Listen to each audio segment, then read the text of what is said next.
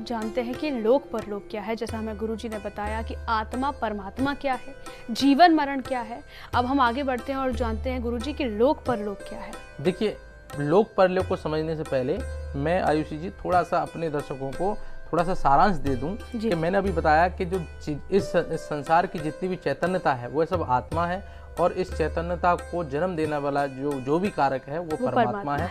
परंतु यह चैतन्यता, आत्मा की चैतन्यता मतलब शरीर में आना, अगर किसी शरीर को चैतन कर रही है तो वो जीवन है, और यही आत्मा बिना शरीर के है तो मरण है। ठीक है, तो मतलब ये चैतन्यता जो है जिस शरीर में जिस मतलब हम लोग कहते हैं, उससे पहले आयुषी जी मैं आपको बता दूं कि जैसे हम लोग कहते हैं कि एक तो है मृत्यु और एक अकाल मृत्यु।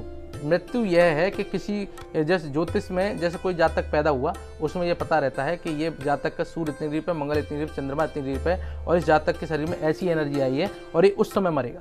ठीक है, परंतु हमारे उसमें क्या प्रचलन है कि कोई मान के चलिए कोई जातक है और वो डूब के मर गया, तो वो हम लोग कहते हैं कि अकाल मृत्यु हो गई उसकी, जबकि कुछ लोग ये कहते हैं कि उसकी तो आ गई थी इसलिए उसको जाना ही था। परंतु ऐसा नहीं है। उसमें क्या है कि जैसे वो अगर वो जातक 90 साल की उम्र लेके आया, ज्योतिष के अनुसार 90 साल की अगर उम्र लेके आया है, अगर वो 20 साल की उम्र में अगर उसने अपने प्राण त्याग दिए, तो जो आत्मा जो है वह मरेगी नहीं, शरीर तो गया, तो परा योनियों में जिएगी। परा योनि मतलब बिना शरीर की योनियाँ, जिसमें हम लोग भूत प्रेत और किन्नर हम लोग बोलते हैं। भूत वह स्थिति है जो हमारे परिवार का व्यक्ति नहीं है, वो भूत हो सकता है। ठीक है, वो आपको परेशान भी कर सकता है, ऐसा माना गया, शास्त्रगत बातें हैं, वैज्ञानिक अभी इसका प्रमाण नहीं है। परंतु अगर जो एनर्जी आपसे मैच करती है वो प्रेत होंगे, जो हम ज़्यादातर जो है हम लोग प्रेत को पूछते हैं। ठीक है, और जो एनर्जी ऐसी जो ना आपके परिवार की है ना वो कहीं है, वो संतों की जो एनर्जी उनको हम लोग किन्नर बोलते हैं, वो आपके जो कर्मों के अनुसार आपको दंड दे सकते हैं। ठीक है,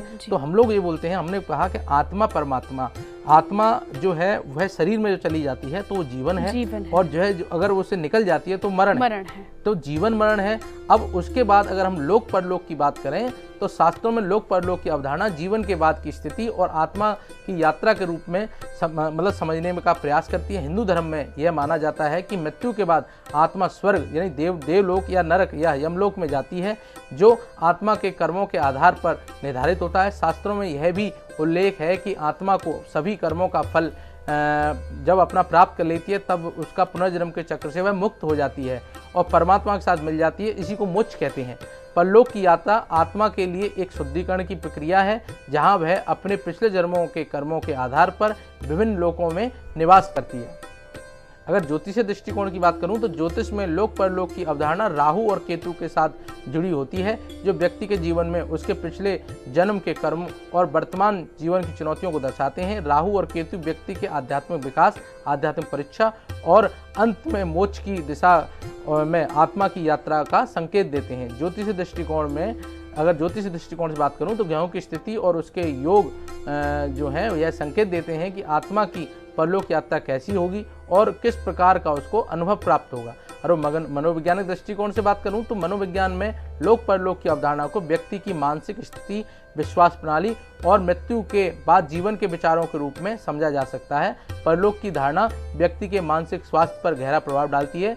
यदि कोई व्यक्ति यह मानता है कि मृत्यु के बाद जीवन का कोई रूप जारी रहेगा तो वह विश्वास उसे मृत्यु के भय से उबार सकता है और जीवन के प्रति एक सकारात्मक दृष्टिकोण अपनाने में उसकी मदद कर सकता है। मनोविज्ञान में यह विश्वास व्यक्ति की मानसिक शांति और संतुलन प्रदान करने में सहायता प्रदान कर सकता है।